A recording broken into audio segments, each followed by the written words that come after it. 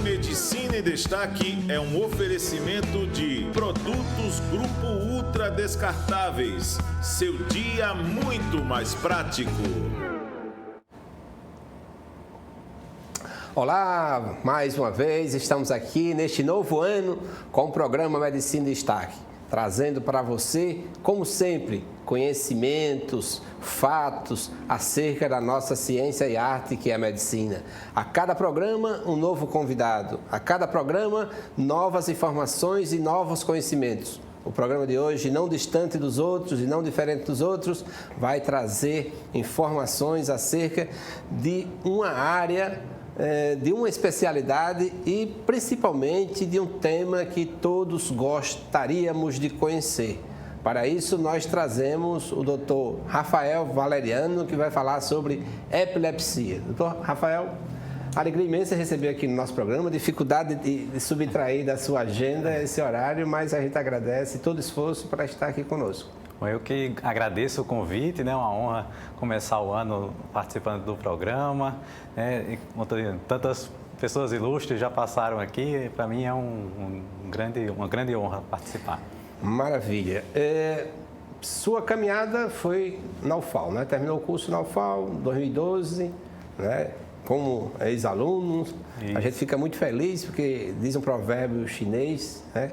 Que diz a alegria do mestre é quando os discípulos superam o mestre, né? Isso é muito bom. E os caminhos percorridos foi a São Paulo? Isso. Então, é uma honra participar, né, professor?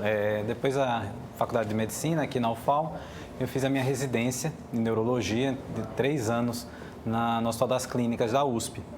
E depois dos 3 anos de residência, eu escolhi fazer uma subespecialização, né, que foram mais 2 anos fazendo exames de eletroencefalograma, videoeletroencefalograma e atendendo pessoas com epilepsia, principalmente, né? Então, eu faço a parte de neurologia geral, mas tem um foco nas pessoas com epilepsia e permaneci mais alguns anos lá no Hospital das Clínicas como médico voluntário, né, trabalhando em projetos de pesquisa, também no ensino aos demais colegas. Durante a graduação, algum professor ou algum momento foi a fonte, o despertar para a neurologia? Ah, sim, eu acho que na graduação eu já me afeiçoei desde da neuroanatomia, né? Enfim, acho que é uma área que muita gente não gostou e eu achei aquilo ali, sim, fantástico, tive uma afinidade, até uma facilidade. Acho que ali despertou essa possibilidade, mas também, enfim, tive bons professores, né, que incentivaram a seguir na área da neurologia. Eu fui monitor, isso para mim foi da professora Lívia de Itaí, que, enfim, foi um grande estímulo também para mim. Na neuroanatomia ainda foi o professor Amundson, não? Também isso, professor Amundson, principalmente. Maravilha. Hoje, dentro da neurologia, dentro da sua área, quais as principais patologias que tratam a neurologia clínica? Bom, hoje a neurologia se expandiu, né? A gente lida com uma gama enorme de doenças, né? Além da epilepsia, né, como eu mencionei, a gente lida com todos os tipos de paciente com dores de cabeça, os quadros cognitivos, né, as queixas de memória, doença de Alzheimer, os distúrbios do movimento, né, então tremores, doença de Parkinson, distúrbios de sono, insônia, apneia do sono, né, também doenças inflamatórias como esclerose múltipla, diversas áreas, né, que, enfim, cada dia a especialidade aumenta, sem falar das doenças cerebrovasculares, né? Então os AVCs, que são hoje uma das principais causas de mortalidade. Então também é uma procura grande por esse motivo. Existem algumas patologias que é tênue a diferença se deve ser tratado pelo neurologista ou pelo psiquiatra, né? Como se estabelecer quem toma conta de determinadas patologias? Por exemplo, existe o sono, né? Esquecimento, às vezes pode ser confundido com alguma patologia psiquiátrica, alguma coisa desse sentido. Sim, hoje essa linha realmente é muito tênue e ela não mais uma vez, não é uma linha sólida, né? Então, muitas vezes existem pessoas que, enfim, têm doenças neurológicas e têm também distúrbios psiquiátricos. Então, a gente da neurologia tem que ter uma noção da psiquiatria, assim como os psiquiatras também têm uma boa noção das doenças neurológicas. Mas como tanto as doenças psiquiátricas quanto as doenças neurológicas estão representadas no nosso encéfalo, essa é uma atuação conjunta. Então, quando a gente tenta estabelecer, quando existe uma condição mais claramente orgânica, uma lesão estrutural, como, por exemplo, a gente falou do AVC, como as dores de cabeça, com a própria epilepsia, que tem uma rede elétrica ali anormal, essas doenças acabam ficando mais com o neurologista, e aquelas que têm mais relação com o humor, como a depressão, a ansiedade, a síndrome do pânico, a esquizofrenia, acabam indo mais para a psiquiatria. Mas existe uma interface muito grande, Então, mesmo algumas doenças orgânicas, estruturais, como algumas encefalites autoimunes, que são hoje na neurologia um tema muito em alta, que a primeira manifestação às vezes é um distúrbio psiquiátrico. Então, a pessoa pode ter um quadro de alteração do humor, os próprios distúrbios cognitivos, como as demências. Às vezes, a primeira manifestação é uma alteração do humor, uma apatia, e as coisas acabam caminhando juntas. Então, Rafael, esse programa ele tem um pouco para levar esses conhecimentos para um profissional leigo, mas muitos dos que nos acompanham, eles são profissionais que, assim, vivem no interior e aprendem muito com o programa, com aquele programa de educação continuada que tem o Conselho Regional de Medicina. Então, diante de uma consulta do médico do interior, como deve fazer esse médico para fazer uma boa anamnese, um bom exame físico para um diagnóstico de alguma patologia neurológica? Quais são os caminhos? Além da anamnese, a queixa principal, a história da doença atual, como faria assim, para que ele relembre, assim, diante de um detentor de conhecimentos especializados, A neurologia, ela tá, as condições que a gente lida são muito frequentes, como eu falei. Então, dor de cabeça é uma das causas mais frequentes de busca ao pronto-socorro, à unidade básica de saúde, pessoas com AVC, pessoas com queixa de memória, são o dia a dia de qualquer profissional, não só neurologista, mas também quem está na atenção básica, por exemplo. Então, é importante que o profissional procure saber sobre essas condições, ter se concentrar e questionar ativamente na anamnese, perguntar sobre aquela dor de cabeça, se é uma dor de cabeça nova, que começou de súbito, que são alguns sinais de alerta, uma dor de cabeça que começa já no idoso, ou, por exemplo, uma perda, um déficit neurológico, por exemplo, uma perda motora que aconteceu, condições que devem chamar a atenção para uma investigação adicional, não deixar passar um diagnóstico que pode mudar a qualidade de vida de uma pessoa. E também buscar aqueles conhecimentos da semiologia neurológica, que muitas vezes é até temida, mas que hoje está cada vez mais sendo... essa restrição dos alunos tem diminuído, não é porque é um exame neurológico costuma ser mais complexo, mais demorado, mas conceitos básicos, testar a força do paciente, testar a sensibilidade, a coordenação motora, fazer alguns testes de memória, as coisas mais simples, podem e devem ser feitas pelo médico generalista. E quando for identificado um caso mais complexo, um caso que gere dúvidas ou que seja uma evolução mais atípica, mais alarmante, obviamente tentar direcionar para um especialista para ter uma conduta mais precisa e essa interface se mantém, um acompanhamento com o generalista e com o especialista em conjunto, enfim, com um diálogo, isso só traz benefícios para o paciente. Bom, como o tema hoje é epilepsia, primeiro nossos telespectadores querem saber o que é a epilepsia. Bom, é uma excelente pergunta, professor. A epilepsia é uma condição em que a pessoa tem uma predisposição a ter crises epiléticas, tá? Então, o que são crises epiléticas? O nosso cérebro ele funciona através das células, que são os neurônios, que têm descargas elétricas anormais, se comunica através de descargas elétricas, e de comunicações químicas, e existe uma desordem ali, um distúrbio que faz com que essa rede elétrica neuronal ela dispare de uma forma anormal. Então, a pessoa, dependendo da área do cérebro que ela afetar e da forma como afetar, pode ter diversas manifestações. A mais conhecida é a que a gente chama de crise tônico-clônica bilateral, que é a convulsão, né? Que o indivíduo fica rígido, depois tem vários abalos musculares, perde a consciência, desvia o olhar, né? Saliva, fica ali inconsciente, se machuca. Então, essa crise epilética, às vezes ela acontece por um distúrbio, uma coisa pontual. Por exemplo, uma pessoa tem uma queda abrupta da glicose no sangue, da glicemia. Então, uma hipoglicemia muito grave, a pessoa pode chegar a ter uma convulsão, uma crise epilética. Então, existe uma diferença distinta, né, entre a convulsão e a epilepsia. Exato. A convulsão é um dos tipos de crise epilética, a mais dramática, né? A que mais chama mais atenção, mas às vezes existem condições em que a pessoa tem aquela crise por um distúrbio momentâneo, uma medicação que predispôs aquilo, está com infecção muito grave e reduziu o limiar do cérebro para ter aquela crise, mas que essa condição resolvida, a pessoa volta a ter uma chance muito baixa de recorrência. Mas existem pessoas que, por alguns motivos, têm um limiar mais baixo para ter essas crises, ou seja, podem ter crises espontâneas, sem ter um fator desencadeante tão evidente. Normalmente isso acontece por uma combinação, né, de fatores genéticos, ou seja, coisas que a pessoa herdou, e em alguns casos por uma lesão no cérebro, uma lesão estrutural, como por exemplo a pessoa que já teve um AVC, aquela cicatriz pode fazer com que a pessoa desenvolva a epilepsia.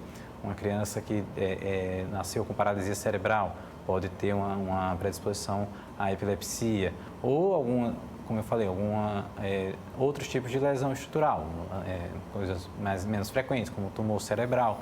Então, aquela alteração no cérebro pode fazer com que ali surja uma descarga elétrica anormal e essas descargas aconteçam em condições sem que haja um fator desencadeante tão evidente, ou seja, que chama de uma crise espontânea. Sim. Um portador de epilepsia, ele pode prever que vai ter uma crise? Existe alguma sintomatologia, algum sintoma em que ele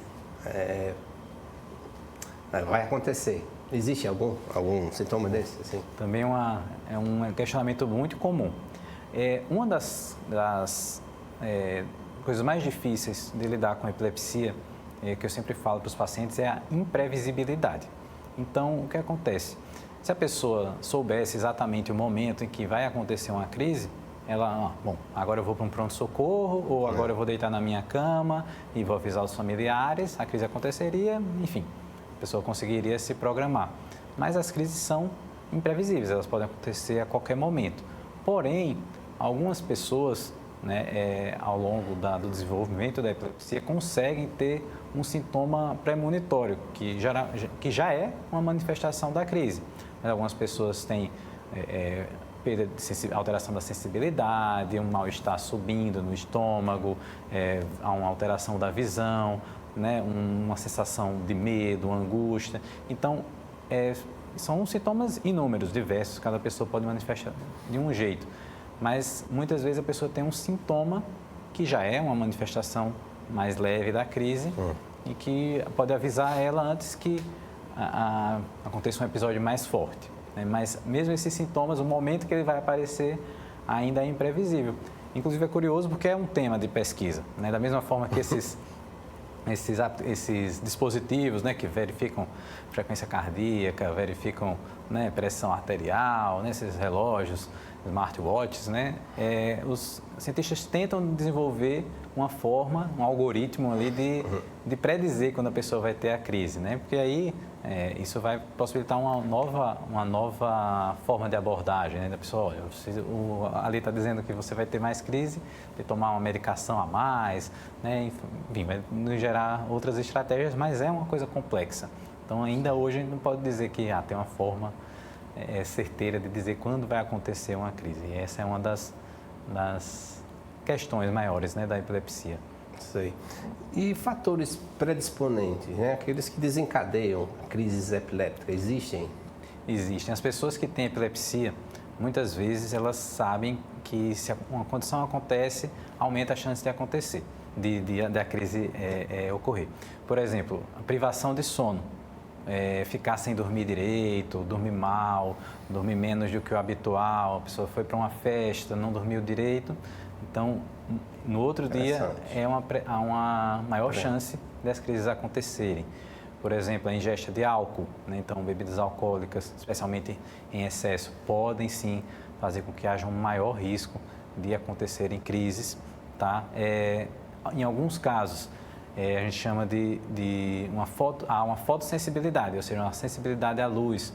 Por exemplo, luzes piscando, né? Às vezes, por outra, a gente vê na mídia relatos, né, de pessoas que foram assistir algum determinado filme e a estimulação luminosa, ou mesmo isso, na balada, né? Tá ali a luz piscando e aconteceu a crise. Então, são condições, assim como alguns medicamentos específicos também podem reduzir o limiar e fazer com que a pessoa tenha mais chance de ter crise. Então, por isso que é mais um fator que é importante, um acompanhamento médico. E, por exemplo, da crise, fatores estressantes, por exemplo, alguma atividade de estresse? Eu esqueci de mencionar.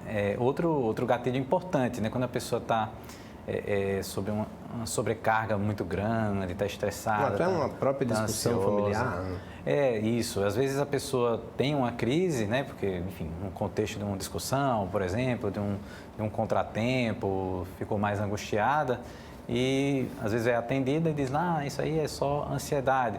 Mas, na verdade, a ansiedade, a gente sabe que hoje em dia todos vivemos, né, com algum grau de estresse, né? Todo mundo tenta manejar isso, mas a ansiedade é um critério, é uma condição que piora várias outras patologias na medicina, né? Então, o hipertenso está ali ansioso, a pressão sobe, né? A pessoa que tem enxaqueca, quando está mais ansiosa, a crise vem mais forte, e com as crises epiléticas não é diferente. Então, é muito comum a pessoa estar ali, enfim, um bom tempo bem controlada, tomando as suas medicações adequadamente, e aí passou por um período mais estressante, teve que trabalhar mais, algum tipo de sobrecarga, e aconteceu uma crise justamente nesse período.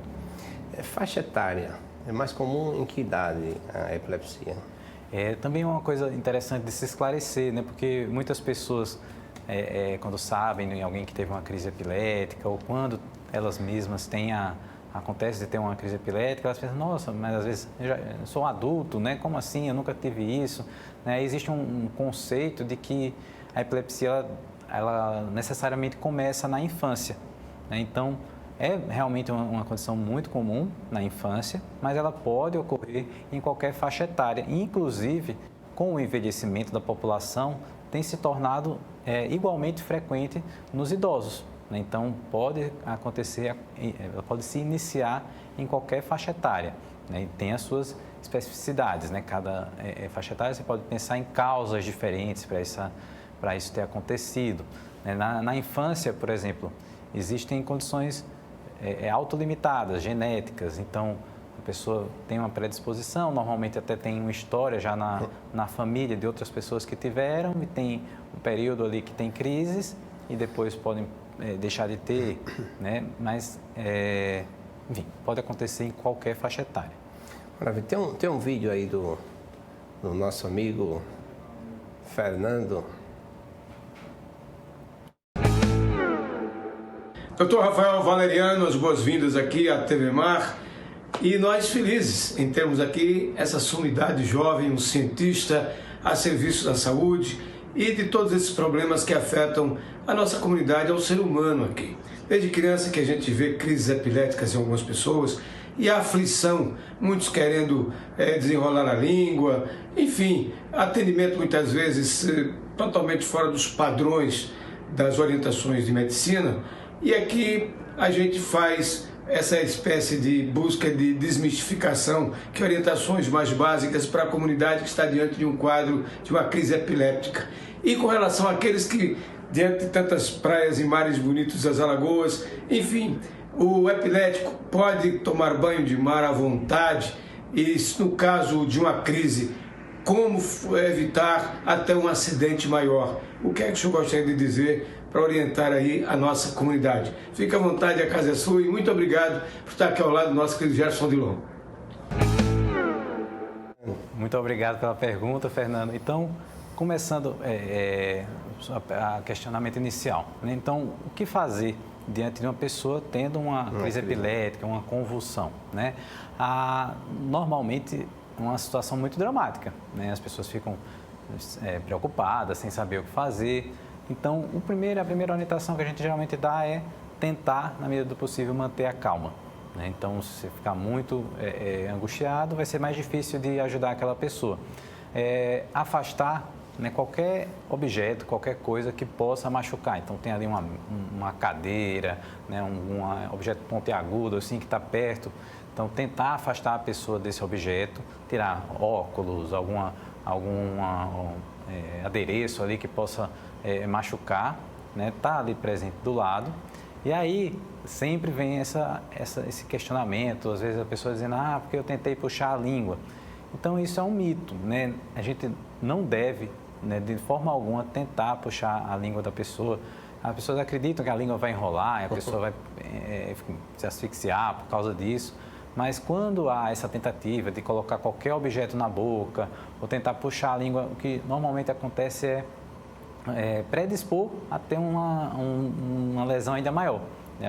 A pessoa que está tendo a crise machucar ainda mais a boca, a língua, né? Quem está ali assistindo ou tentando ajudar, machucar o dedo, morder. Até porque o músculo que se contrai são os masseteres, né? Os músculos, Isso. Não o músculo da língua, né? Isso, e a contração do masseter ela é muito intensa, é uma contração vigorosa, então eventualmente a pessoa perde um pedaço do dedo ali que tenta ajudar, que não vai ajudar em nada.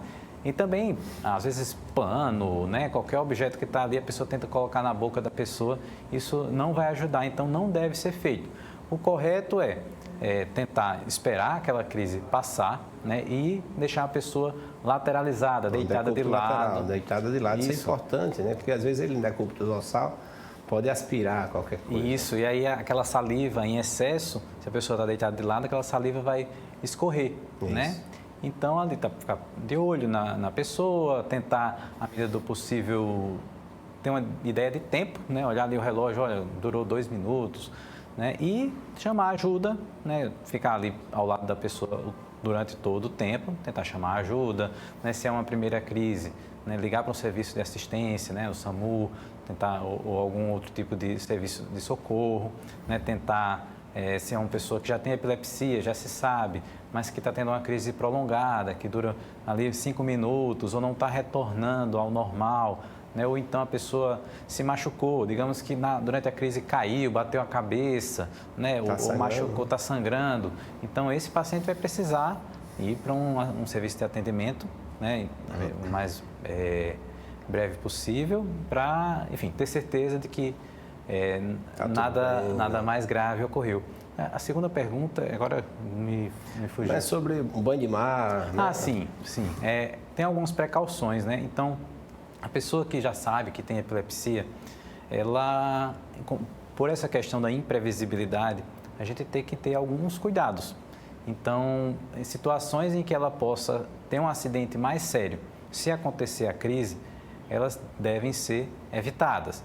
Então, por exemplo, atividades com água, piscina, banho de mar. O ideal é que a pessoa esteja, se for fazer isso, que esteja sempre acompanhada de alguém que saiba dessa condição, que não vá para o fundo, né? Então, situações em que, se acontecer uma crise, a gente possa minimizar o risco de um afogamento, por exemplo. Da mesma forma, outro questionamento comum é quanto à direção veicular. Né? Então, será que a pessoa com epilepsia pode dirigir? E aí entram algumas considerações, que está inclusive uma orientação do CONTRAN, né, do Conselho Nacional de Trânsito, que a pessoa com epilepsia ela pode dirigir desde que ela esteja há pelo menos 1 ano, sem nenhum tipo de crise e em tratamento, né, um tratamento regular, sem estar com necessidade de ajuste das medicações, ela esteja em tratamento regular e sem nenhum tipo de crise. Então, a pessoa que tem epilepsia, que não está em acompanhamento regular, né, o que ainda tem escapes de crise, né, ela acaba se tornando um risco, né? Então, não só para a direção, mas vai fazer a gente que gosta de escalada, né, de, enfim, mergulho, né, tudo isso é uma situação em que, se acontecer uma crise, um acidente pode ser, inclusive, fatal. Então, são situações... uma árvore, né, ou perto de alguns circuitos elétricos, alguma coisa assim. Isso, moto, né? É muito comum as pessoas quererem... quando é que eu posso voltar a andar de moto? Então, veja, essa é uma situação onde a pessoa se expõe a um risco enorme, né? Se acontecer a crise, que é imprevisível, não dá para saber quando pode acontecer. Então, em moto, principalmente, pode ter um estresse ali numa trancada. Já é perigoso, naturalmente, né? Então, imagina para quem é uma pessoa que tem epilepsia. Diagnóstico, como é feito esse diagnóstico? Bom, o diagnóstico, ele se baseia, né, como na maioria das condições, principalmente numa anamnese, então, dados clínicos. Então, a pessoa vai chegar numa consulta e vai dizer, olha, eu tive um episódio, eu perdi a consciência, tive abalos musculares, né? Então, o profissional vai identificar que aquilo ali foi um tipo de crise epilética e a gente normalmente lança a mão de alguns exames complementares. E o que mais nos vem à mente quando a gente pensa em epilepsia, um exame mais importante é o eletroencefalograma. Isso, mas assim, a perda de consciência, geralmente perde a consciência ou pode ter a crise consciente? É verdade. Então, as crises epiléticas elas podem se manifestar das mais diversas formas, né? Tem crises que a pessoa mantém a consciência, né? Pode ter abalos musculares. Mais, né? Porque vem da consciência, a pessoa... Geralmente, as crises que mantêm a consciência, elas são crises com manifestações mais sutis, né? Uma manifestação motora, aquela convulsão, a crise tônico-clônica, ela vai se manifestar sempre com a perda de consciência, tá? Mas existem crises em que a pessoa tem um abalo muscular, fica o braço dando choque, às vezes só a face fazendo contrações, ou a pessoa tem uma sensação, né? Como eu mencionei, uma sensação de angústia súbita, uma alteração de olfato, um cheiro ruim, uma manifestação na visão. E às vezes essa crise fica restrita àquele circuito neuronal mais, um circuito neuronal menor, e a pessoa não tem a perda de consciência.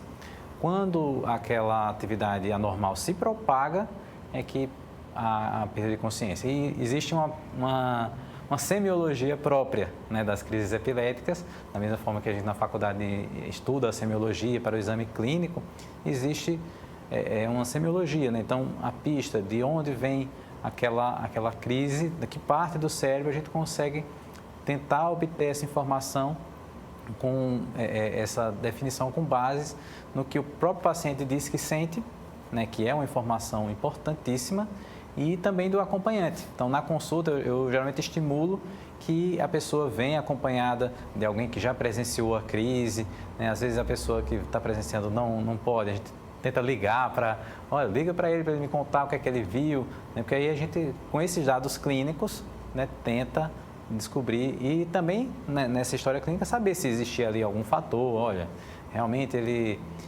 estava descompensado de alguma condição clínica, ele começou enfim, estava com vigência de uma meningite, enfim, alguma outra condição que possa ter sido um fator momentâneo, né, que gerou aquela crise ou não. Foi uma crise que aconteceu sem um fator desencadeante específico e a gente vai pensar, nossa, então se não teve um fator desencadeante ali mais robusto, essa pessoa já deve ter um limiar mais baixo para ter crises epiléticas, então provavelmente a gente está lidando com um caso de epilepsia. Se durante a anamnese percebe que o ponto, né, onde o centro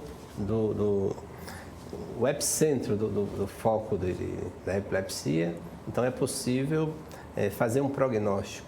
Exato, porque a epilepsia ela é um conjunto de doenças, né? Então existem pessoas que têm epilepsias que a gente chama focais, né? Então ela inicia ali numa partezinha muito específica do cérebro. Então a gente sabe o que vai buscar nos exames complementares. Eu vou tentar olhar o exame analisando bem direitinho aquela parte. E existem epilepsias que são o que a gente chama generalizadas. Então muitas vezes o tipo de tratamento que eu vou fazer é diferente, o que eu espero da evolução daquele paciente é diferente.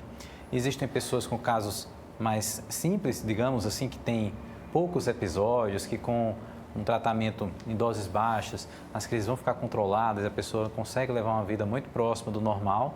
E existem casos mais difíceis, né? Que apesar das condutas, a gente vai ter uma dificuldade maior de controlar aqueles episódios, né? Então, cada pista dessa na consulta vai nos direcionar o que esperar. Eu acredito que esse paciente vai usar uma medicação e ele vai ficar bem, né? E esse paciente não, já está dando sinais de que vai precisar de mais de que uma medicação, então, ou outros tipos de procedimento, tratamento. Então, são esses dados que a gente pega na consulta. Maravilha. Vamos falar agora do eletro, né? Do eletrocefalograma, né? Acho que tem umas imagens aí, eu acho que... Max. Isso, como eu ia falando, né? O eletrocefalograma é o exame que nos ajuda nesse diagnóstico, né? Da mesma forma que o eletrocardiograma, a gente faz, né? Coloca os eletrodos no tórax. No eletrocefalograma, como pode se ver na imagem, ele vai colocar uns eletrodos no couro cabeludo, né? Esses eletrodos, isso não dói, né? É um procedimento, é um exame não invasivo, não dá choque. Geralmente a pessoa não sente nenhum tipo de desconforto com esse. São quantos eletrodos? Isso depende da montagem, né? Normalmente, a gente usa pelo menos 18 a 23 eletrodos, normalmente 23 eletrodos, mas que varia, assim, às vezes a gente coloca alguns a mais, mas é um exame que, de forma não invasiva, né? Só vai fazer ali um penteado, né? Porque a gente geralmente avisa, no dia não faça nenhum penteado, que os técnicos vão ter que desmanchar ali. Mas, e que não dói, né? A pessoa geralmente dura pelo menos uns 30 minutos, mas às vezes vai até 1 hora o exame, e a pessoa vai tentar dar um cochilo, e através daqueles eletrodos, a gente vai detectar a atividade elétrica no cérebro, aquilo ali é convertido em ondas no nosso aparelho, e a gente vai interpretar o padrão das ondas cerebrais. Então, existem alguns padrões e vão nos dar uma pista, né? Então, tem uma onda elétrica, uma onda ali anormal, digamos, de forma generalizada. Então, deve ser uma epilepsia generalizada. Ou tem uma atividade epileptiforme, como a gente chama, esse padrão anormal na região, enfim, temporal. Então, eu vou procurar ali no lobo temporal alguma anormalidade que justifique. Então, são informações que podem complementar esses dados clínicos, né? E se somam para que a gente tenha um diagnóstico mais preciso. Como qualquer exame, o eletrocefalograma ele também não é assim 100%, né, de acurácia. Então, muitas vezes tem pessoas com epilepsia que podem ter um eletrocefalograma dentro do normal. A gente sabe que o nosso cérebro ele é cheio de reentrâncias ali e o foco pode estar mais profundo, né? Ou às vezes não ter simplesmente aparecido naquele período que a gente está registrando. Às vezes a gente precisa registrar por mais tempo, né? Para isso a gente até lança a mão de um outro tipo de exame que a gente chama de vídeo EEG, que a gente pode registrar aquela atividade elétrica por 12, 24 horas, às vezes até por um período mais prolongado. Mas o paciente fica deitado lá? Fica deitado, geralmente em ambiente de hospital, né? Internado, né? Uma internação só para acompanhar essa atividade elétrica. Se fosse como o Holter, né, cara? Exato, a gente faz a analogia do Holter, né? Só que, diferente do Holter, tem umas particularidades do eletrocefalograma em termos de artefatos, do exame, da parte técnica, que dificultam fazer de forma ambulatorial, né? Até existem trabalhos mostrando que a pessoa pode colar os eletrodos, ir para casa, leva a sua vida e depois de 24 horas devolve, mas acaba tendo algumas limitações na análise. Então, a gente geralmente faz isso de forma internada, um paciente interno fica ali, enfim, num apartamento e cola os eletrodos e a gente vai poder ter uma amostra de tempo maior, né, dessa análise e às vezes flagrar uma anormalidade que não estava presente no exame inicial. Exatamente essa correlação como se faz com o eletrocardiograma, que é rapidinho, e o Holter, que vê 24 horas. Não sei se tem outra imagem aí, Max. Me chamou a atenção. Isso, isso aí, na verdade, né? mostrando a atividade elétrica cerebral que é captada pelos eletrodos, ela é convertida em ondas. Então, a gente vê as ondas cerebrais, né? Então, tem ondas mais rápidas, né, que são mais típicas quando a pessoa está acordada, ondas mais lentas que vão surgindo quando a pessoa vai para o sono. Então, a gente consegue, através desse padrão, dizer, olha, o paciente está acordado, está sonolento, está dormindo, ou está tendo uma crise. Então, inclusive, é uma das coisas que a gente estimula, né, que o paciente consiga dormir durante o exame, porque nos ajuda, né, geralmente durante o sono, a maior chance de a gente flagrar anormalidades. Tá? Então, Rafael, quando teve início esse eletroencefalograma, de onde veio? Alguma coisa da NASA, alguma coisa nesse sentido? Na verdade, foi um professor alemão, né? Enfim, há muito tempo atrás, eu não vou dizer, não vou saber a data exata, mas que fez um teste, né, de colocar os eletrodos e captar a diferença de potencial, né? Da atividade elétrica no couro cabeludo, e foi se vendo que isso tinha uma aplicação prática, né, que existia um padrão, né, que é típico, por exemplo, da pessoa acordada, né, que isso era diferente da pessoa que estava dormindo, né, que as pessoas que tinham doenças neurológicas podiam apresentar padrões anormais, e isso ajudar no reconhecimento. E claro, a ciência foi evoluindo, né, a quantidade de eletrodos foi aumentando. O aparelho que antes era analógico, né, era uma pena ali marcando o papel mesmo, hoje é computadorizado. Então, foi evoluindo e a nossa capacidade de dar diagnósticos aumenta. Maravilha. Agora, o portador de epilepsia, algumas vezes ele sofre alguns preconceitos, né? E por isso foi criado o Purple Day, né? Um dia de combate a esse preconceito contra o portador de epilepsia. Como é que são feitas essas campanhas? Isso, existe o dia 26 de março, né? A gente vai chegar lá. O Dia Roxo, né? O Purple Day, que é uma iniciativa internacional em que, da mesma forma que existem outras campanhas, né? No Outubro Rosa, Novembro Azul, a gente tem um dia que a gente usa para trazer o tema da epilepsia e desse preconceito que há contra as pessoas que têm epilepsia à tona. Porque as pessoas que têm epilepsia fazem seu tratamento, né, enfim, toma sua medicação que ajuda a controlar as crises, e ela pode levar uma vida normal. Ela tem a sua família, faz os seus afazeres, né, tem a sua profissão. Né? Então, a maioria das pessoas que têm epilepsia, que faz seu acompanhamento, estão aí andando pela rua e não dá para distinguir, né, de uma pessoa que não tem epilepsia. Mas muitas vezes, por exemplo, na hora de buscar um emprego, essa pessoa tem dificuldade quando informa, né, o diagnóstico, que mesmo que ela esteja bem controlada, o empregador ali tem um receio daquilo ali.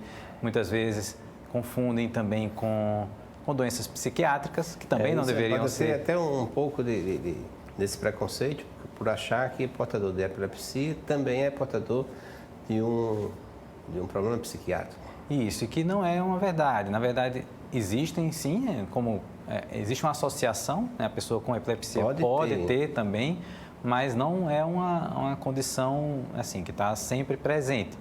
E a pessoa pode levar a sua vida normal, pode fazer, né, atividades, né, enfim, profissionais, né, sem necessariamente que isso vai interferir na sua habilidade de uma forma geral. Essa é uma foto, né, de um evento que a gente fez lá ainda em São Paulo, na Avenida Paulista, em 2018, né, com profissionais que lidam com epilepsia, com pacientes, né, então, médicos, técnicos, enfermeiros, né, e as pessoas com epilepsia, para trazer justamente essa atenção, né, das pessoas para esse tema. Também a informação, né, pessoas buscarem, né, às vezes tem uma pessoa, um familiar, um amigo que tem epilepsia, e as pessoas ainda hoje, há quem acredite que é uma doença contagiosa, por exemplo, que não é.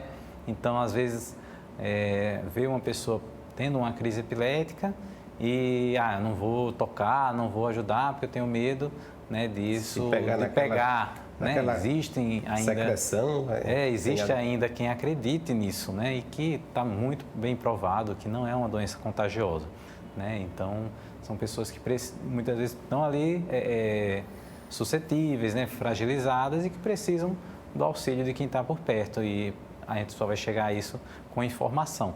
Então, esse é um dos objetivos dessa campanha. Tratamento. Então, como é feito o tratamento? Que medicamento mais específico é utilizado, eu também vou perguntar aqui, eu já entrevistei aqui uma jovem com um professor de São Paulo, que ele trabalha com o canabiol. Ah, né? sim. Cannabis sativa, etc. Então, o tratamento inicial... Bom, a gente tem hoje uma gama imensa de medicações, né? Então, existem diversas substâncias que têm um efeito anticrise, né? Chama de medicações anticrise. Então, uma medicação, comprimido, uma solução, um xarope ali, que a pessoa vai ingerir e tomando de forma regular, aquilo ali vai reduzir a chance de a pessoa ter crises e uma parcela significativa das pessoas não vai ter crise tomando essas medicações. Existem diversas, muitas delas, né, estão disponíveis pelo SUS, né, de forma pública, né. Existem outras que estão disponíveis também, mas mediante a assistência farmacêutica especializada, né, nas farmácias de alto custo. Então, o tratamento, ele está disponível, né. Então, uma medicação que é acessível e, claro, existem outros tipos de tratamento, né, que o especialista pode indicar. Então, existem algumas que vão ser mais específicas para aquelas epilepsias que a gente chama de focais, outros que vão ser mais específicos para as epilepsias generalizadas. E qual medicação que vai ser a melhor? A resposta é sempre depende. Depende de para quem nós estamos prescrevendo. Então, o médico vai ter que usar a mão na sua anamnese, entender que outros problemas de saúde, em que contexto aquele paciente está, né, para escolher dentre as medicações que a gente tem disponível. Por exemplo, que possa... se a paciente é uma gestante. Pronto, essa é também uma outra condição, né, porque existem medicações que são mais seguras na gestação, outras que são menos seguras. Então, a gente tem que adequar àquela população. Como o senhor trouxe essa questão da gestação, daqui a pouco eu falo sobre o canabidiol, também é uma situação que gera uma busca nos consultórios, né? Então, e também é uma situação em que há bastante desinformação. Então, a mulher, né, que é engravida e que tem epilepsia, qual é o principal risco para ela e para a gestação, né, para o feto? É ter justamente uma crise. Então, esse é o período em que a gente tem que ficar mais atento para não deixar que aquela mulher venha a ter uma crise, porque isso pode trazer consequências graves para a própria paciente e para o desenvolvimento da gestação. Então, mas eu vou tomar medicações, essas medicações podem trazer um dano para o feto. É assim, hoje a gente sabe que as medicações, né, em gestantes com epilepsia, existe um risco um pouco aumentado de ter algum tipo de malformação em relação às mulheres que não têm epilepsia. Mas usando as medicações de forma segura, né, esse risco, a gente dá inclusive o ácido fólico, né, idealmente antes mesmo da concepção, né, antes mesmo do início da gestação, para minimizar a chance dessas malformações, mas o risco para a gestação, para o feto de uma forma geral, é muito maior quando a mulher tem uma crise, né? Isso pode trazer consequências mais graves. E aí, a gente traz as orientações mesmo para a mulher que não está gestante, né? As mulheres em idade fértil têm uma atenção diferente, né, no contexto da epilepsia. Por quê? O ciclo hormonal do período menstrual pode ser um dos gatilhos, inclusive, que eu não mencionei antes, para as crises acontecerem. Né? A gente sabe que as medicações para evitar crises, em maior ou menor proporção, podem interferir com a anticoncepção, né? com os contraceptivos, né? Com a pílula anticoncepcional. Então, a gente precisa ajustar para que a medicação seja adequada, né? Para não atrapalhar, não promover uma gestação não planejada. Às vezes, a própria anticoncepcional interfere com a medicação, então precisa de um acompanhamento mais próximo. Voltando, né, à pergunta, a questão do canabidiol, que é também um questionamento muito presente nas consultas, não só das pessoas com epilepsia, mas acho que hoje em dia as pessoas perguntam sobre o canabidiol em quase tudo na medicina, mas na epilepsia foi onde começou. O canabidiol é uma das substâncias, né, derivada da planta, da cannabis. E o canabidiol, ele tem um efeito de medicação anticrise. Então, sabe-se que em algumas condições, né, tem 3 condições mais específicas, né, dentro da epilepsia, que ele tem um efeito muito positivo, né, que parece ter uma eficácia aumentada. Mas nem todos os pacientes, né, na verdade é uma minoria daqueles que vão ter indicação de usar o canabidiol, porque ainda é uma substância que está em estudo, né? Ela é menos estudada, apesar de termos estudos, né, são estudos menos robustos, né, a forma do estudo não é ainda, na maioria dos casos, aquele ensaio clínico randomizado, que é o padrão ouro que a gente usa. Então, uma medicação que é menos estudada, né? Então, se é menos estudada, a gente ainda precisa definir melhor em que momento, para quais casos ela tem benefício. Precisa entender melhor também um pouco sobre os efeitos colaterais, né? Sobre as eventuais prejuízos que essa substância possa causar, né? Mas que, enfim, ela tem se mostrado segura. E ainda temos uma questão de custo, né? É uma medicação que, para doses adequadas, especialmente no adulto, né, ela ainda é bastante cara, né? Ainda é um preço elevado. Importada com a aprovação do FDA?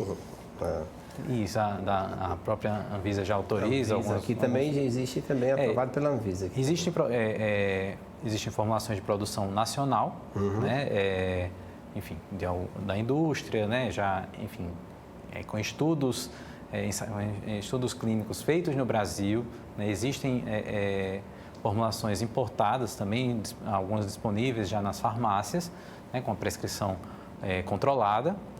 E também o que a gente vê muito são outras formas de produção, né, de associações que produzem, né, a parte da indústria farmacêutica, alguns tipos de formulação, né, do canabidiol. Então, existem várias alternativas. Epilepsia e adulto, o idoso, né? Bom, também é uma situação diferente, né? Com seus pormenores.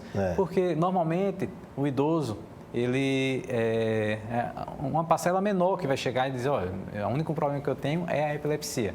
Geralmente é um paciente que já tem outras, além da idade, né, que muda a nossa fisiologia, tem também outras comorbidades. Então, geralmente ele vem e diz, olha, eu já sou hipertenso, eu já sou diabético, eu estou em tratamento de um tipo de câncer, né? Eu estou fazendo um tratamento para o coração, tomo um anticoagulante. Então, também eu já tenho uma queixa de memória, né? Já não durmo bem. Então, vem um combo, né? Vem uma série de condições juntas. E aí a gente precisa conhecer muito bem a farmacologia dos remédios das medicações que a gente vai utilizar para não interferir, porque algumas das medicações para a epilepsia podem interferir nas outras medicações. Então, imagine um indivíduo, né, que está ali tomando o seu tratamento para o câncer, ele não quer que o tratamento para a epilepsia vá interferir, né? Então, a gente precisa selecionar uma medicação que interfira, né, que não interfira. Ou, está tomando um anticoagulante, uma medicação que afina o sangue e não quer que a medicação anticrise vá fazer ele sangrar, nem, enfim, ter uma trombose. Então, o idoso, né, e as pessoas que têm outras comorbidades precisam um capítulo especial. Um capítulo especial, né? Tem medicações mais apropriadas. Já falou em medicações, é necessário que tenha, por exemplo, em alguns casos já em cuidados paliativos, tudo bem, mas não sendo assim, porque pode ter alguns problemas de cognição, né? Alguns distúrbios cognitivos. E que precisa de alguém que dê o medicamento na hora certa.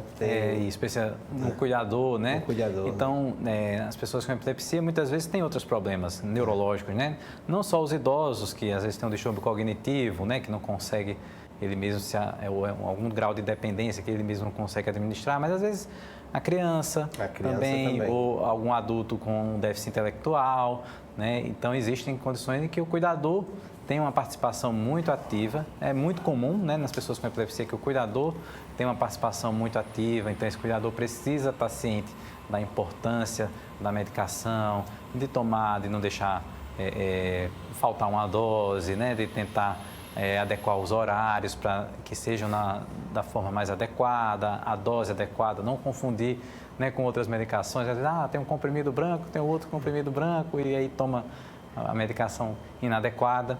Então, são situações em que precisa de uma assistência maior, né? Muito bem. Então, de epilepsia, a gente já viu aqui com o Dr. Rafael Valeriano muitas informações, mas não poderíamos deixar a sua passagem aqui sem a obtenção de outros conhecimentos, né, que a neurologia clínica pode nos oferecer. Idoso e esquecimento, né? Vai chegando uma faixa aí 70, 80, meu celular estava aqui, alguém viu meu celular, onde é que estão meus óculos, onde é que está a minha dentadura, muitas vezes, o relógio. Como é que acontece isso e qual é uma forma de minimizar? Muito boa, professor. Então, as queixas de memória, né, de esquecimento, de atenção, elas são muito comuns, né, no consultório, né, do neurologista. Na verdade, acho que eles são muito comuns na nossa vida cotidiana, com tanta informação. A gente está ali, né, toda hora recebendo mensagem de celular, ligação, vendo, né, milhares de notícias.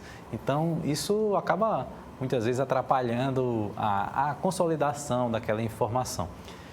No idoso isso se torna mais frequente, né? E a gente tem que, ali como clínico, tentar ter uma compreensão do que é uma coisa patológica, ou seja, aquele distúrbio cognitivo que está se aprofundando, né, que está trazendo um prejuízo para as funções, então o indivíduo já não consegue mais, enfim, fazer cozinhar, usar o cartão de crédito, lembrar, né, de senhas, exato, se perder, né? Então, em que momento que aquela queixa ela deixa de ser apenas um incômodo para trazer de fato um prejuízo? O que é que reflete uma doença neurológica, né, como por exemplo a doença de Alzheimer, né, que tanto nós falamos, para ser de fato, enfim, ou ser uma intervenção reversível, né, uma coisa que a gente pode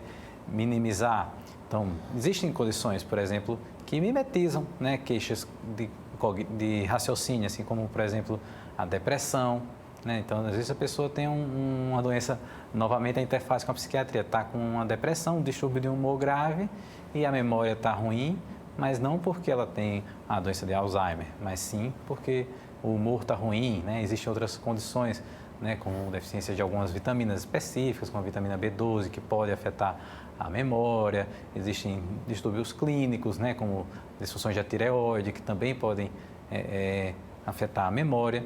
E aí existem, de forma geral, além dos cuidados, né, de ter um acompanhamento regular com o seu médico, com um geriatra, né, com o seu clínico, cardiologista, né, existem algumas orientações gerais.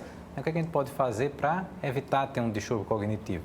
Então, hoje, cada vez mais a gente orienta assim, ter os cuidados com o corpo, né? Então, fazer uma atividade física é extremamente importante para minimizar a chance de vir a desenvolver um distúrbio cognitivo, manter-se ativo, ativo do ponto de vista intelectual, então, buscar ler, buscar estudar, aprender coisas novas, manter-se, né,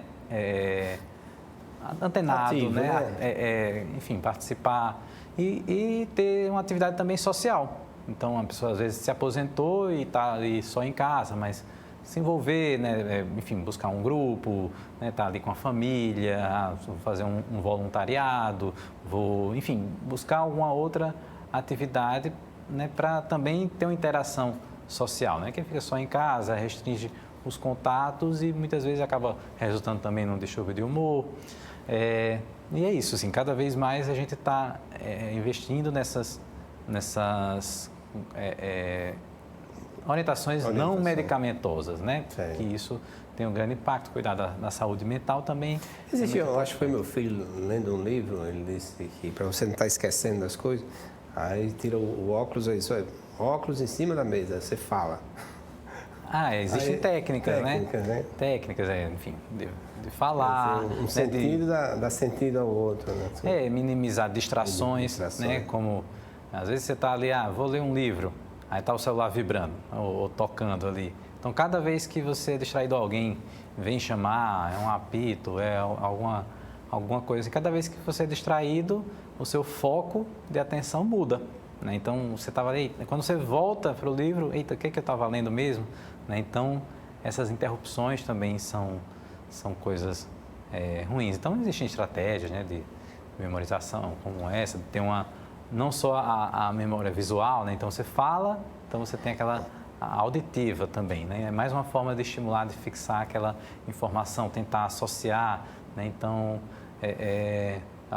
o senhor fala, meu nome é Gerson, então, eita, Gerson que eu conheço é o jogador, não sei o quê. Então, toda vez que eu olhar para o senhor, eu vou lembrar do jogador, então o nome é Gerson. Então, tem essas uma coisa mnemônica, né? Existem pistas, né? Mas quando isso há um declínio, né? Enfim, que isso está gerando de fato um prejuízo, é importante que seja visto por um médico, porque além das condições que são reversíveis, né, como eu falei, algumas, né, ou seja, às vezes você pode fazer um tratamento e isso sumir, né? Existem formas de, digamos, ter uma resposta, né, ter o que esperar. É mesmo uma doença degenerativa, como, por exemplo, a doença de Alzheimer, né, que, infelizmente, até hoje a gente não tem uma cura, mas existem medicações, formas de atenuar, né, os sintomas. Isso, mesmo que seja um diagnóstico mais sério, assim, é uma resposta, né? Você sabe o que esperar, tem um prognóstico, como o senhor falou, né? Tem uma resposta, né? Isso muitas vezes também traz para o paciente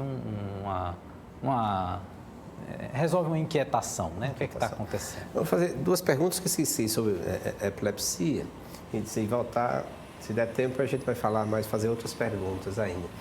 Se algumas telas em crianças, por exemplo, passa o dia todo no celular ou no computador, isso pode desencadear, é um fator desencadeante para a epilepsia?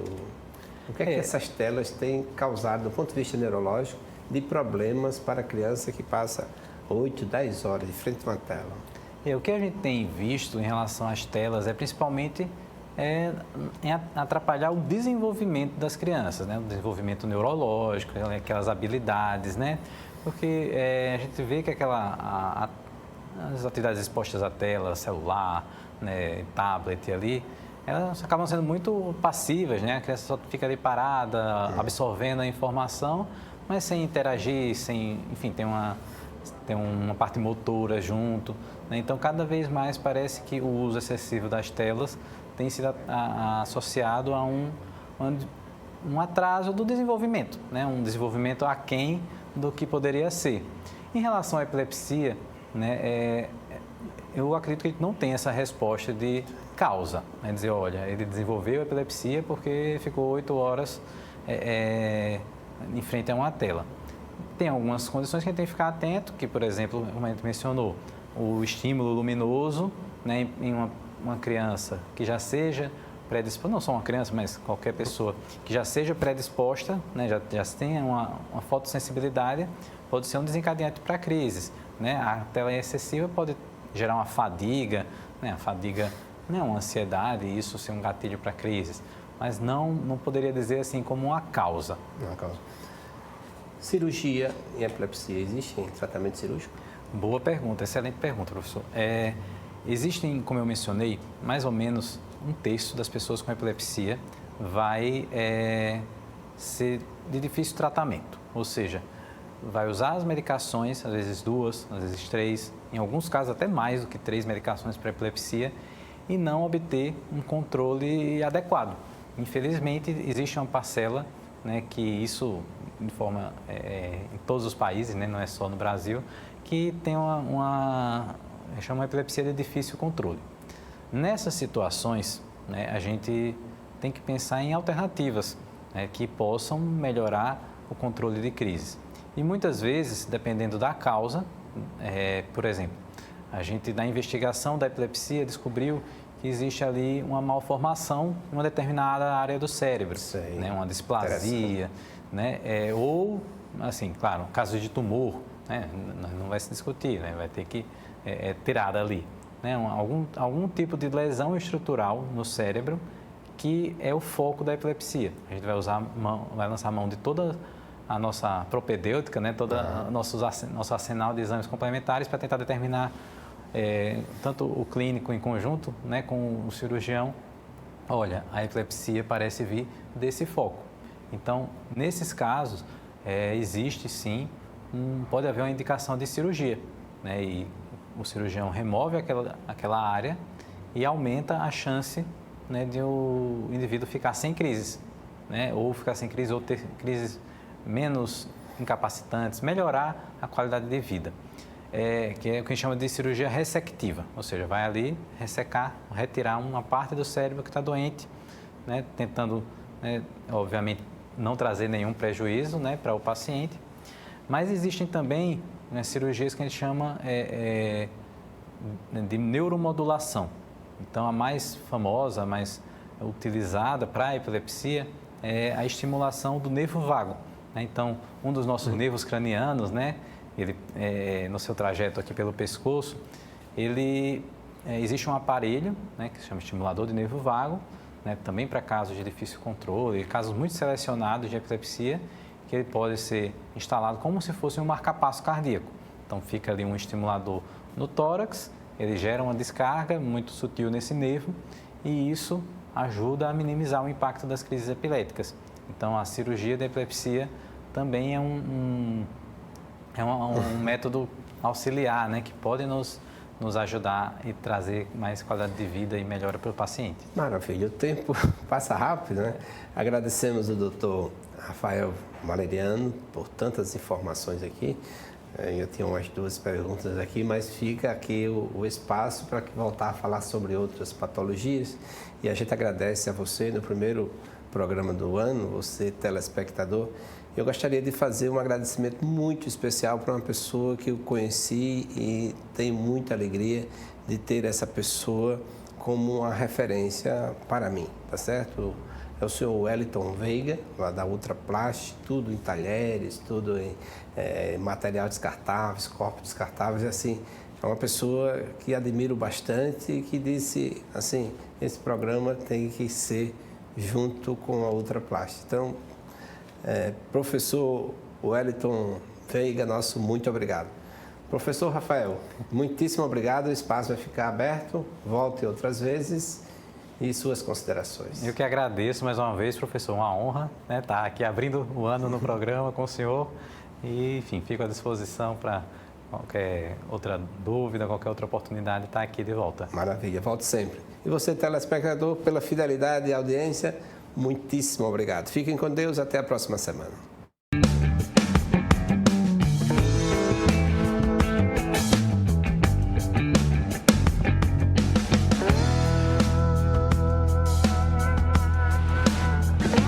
O programa Medicina em Destaque é um oferecimento de Produtos Grupo Ultra Descartáveis. Seu dia muito mais prático.